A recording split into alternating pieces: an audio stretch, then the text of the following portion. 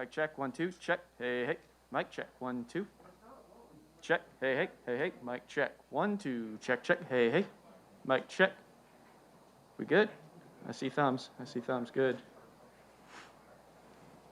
Do we need a clap or are we happy?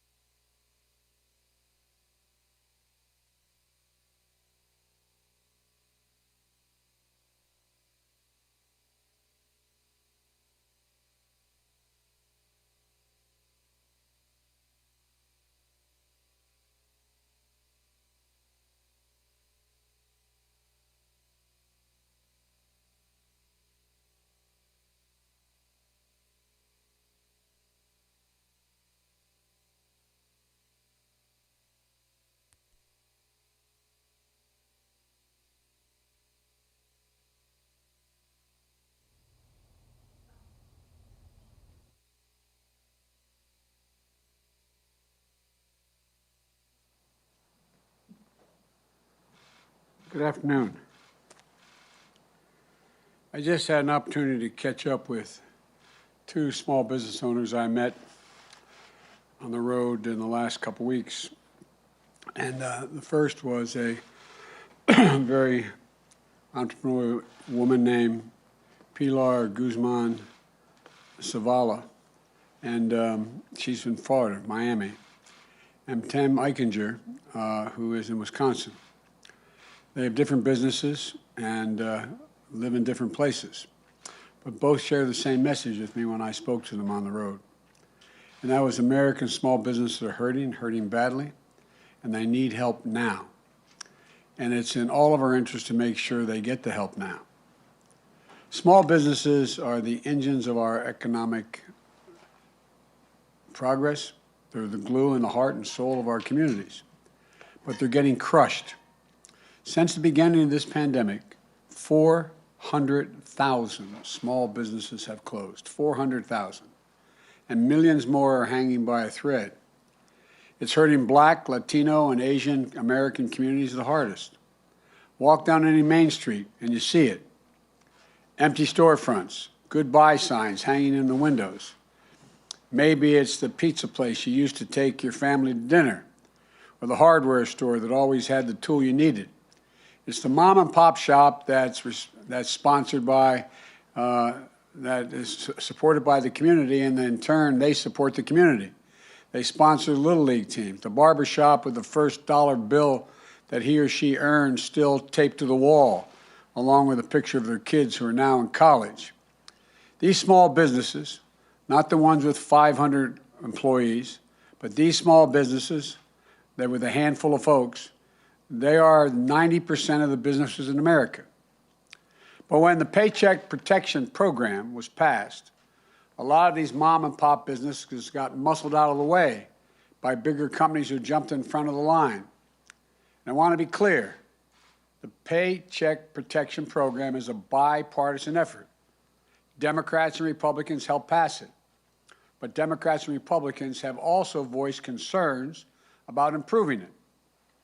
With their input, that's what we're doing in our administration, improving it. In the last month, we've increased the share of funding for small businesses with fewer than 10 employees by nearly 60%. For businesses in rural communities, the share of funding is up nearly 30% since we came to office. And the share of funding distributed through banks that traditionally help minority-owned businesses is up more than 40%. And today, I'm announcing additional changes to the PPP program that will make sure we look out for the mom and pop businesses even more than we already have. As I explained to Pilar and Tim, the two small business people I spoke to, on Wednesday, the Small Business Administration is going to establish a 14-day exclusive PPP loan application period for businesses and nonprofits with fewer than 20 employees. People can go out and find how to get a hold of these loans. People can find out more at the SBA.gov. Small Business Administration will also remove barriers that have stopped many businesses from being able to apply for these loans. For example, we're making it so that a student loan default or a non-fraud related criminal record does not prohibit someone from applying for the program. We're also making it easier for those one-person businesses, like the home repair contractors, beauticians, small independent retailers, to secure forgivable PPP loans. At the same time, we're increasing access by increasing oversight. I invite any inspector general in this program with jurisdiction over this program to closely look at these loans and publicly report on any issues they uncover inconsistent with what I'm saying today. We will ensure every dollar is spent well. These changes will bring much needed, long overdue to help to small businesses who really need help staying open, maintaining jobs, and making ends meet. And this is a starting point, not the ending point. We need Congress to pass my American Rescue Plan. It deals with the immediate crisis facing our small businesses. Now, critics say the plan is too big. Let me ask them a rhetorical question. What would you have me cut? What would you leave out? The American Rescue Plan targets $50 billion to support the hardest-hit small businesses after this program expires at the end of March. Would you not help invest in them? Would you let them continue to go under? Would you leave them out again, like the previous administration did? One of the things I've heard again and again from small business owners like Pilar and Tim is that knowing about support is one thing, gaining access to getting is another. That's why we proposed $175 million to bring community organizations in to serve as navigators who will help them through this process of application. We would also establish a hotline with help available in multiple languages so folks can pick up a phone and get the help they need to stay open and serve their community. Again, the critics, it's too big. Should we stop spending money on them? Do we not want a return on the investment that we make in these businesses to be able to stay open and thrive and pay back? Why would we not want to make sure small businesses who lack teams of lawyers, bankers, and accountants have an advocate, someone they can rely on to direct them to help that's there for them now, will be there for them? The American Rescue Plan is a rescue plan for America's small businesses and America's mainstream businesses. And we need Congress to pass it right away. I'm grateful to the Senate and the House for moving so quickly. And I want to make it clear I'm prepared to hear ideas about how to make the American Rescue Plan better and cheaper. But we have to make clear who we're helping and who it would hurt. I always try to help people like Tim and Pilar and all the country's small businesses and families, the workers, the communities that depend on them to survive, recover, and grow. And it's my hope that as Democrats and Republicans who have backed the PPP program, that Democrats and Republicans will back the American Rescue Plan. The vast majority of the American people, more than 70% of the American people, including a majority of Republicans, want us to act based on all the polling data, act big and act quickly. Major economists, left, right, and center, here and abroad, say we should focus on smart investments that can make jobs available and focus on the jobs and in the people, to prevent long-term economic damage to our nation and to strengthen the economic competitiveness going forward. In fact, an analysis by Wall Street's firm Moody's estimates that if we pass my American Rescue Plan, the economy will create 7 million jobs this year. This year. We've also been in constant contact with the mayors and governors, county officials, members of Congress of both parties in every state. That includes a letter, I might add, from more than 400 mayors from big and small cities, Democrat and Republican. They agree we have to act and act now. They understand we're not going to get our economy back in shape and the millions of people back to work until we beat this virus. Getting our economy back means bringing our small businesses back. And that's what we're going to do. That's what I'm doing today. We're going to focus. The program ends at the end of March, but for the next 2 weeks, the only folks who can apply for that PPP money are businesses with fewer than 20 employees. Thank you very much.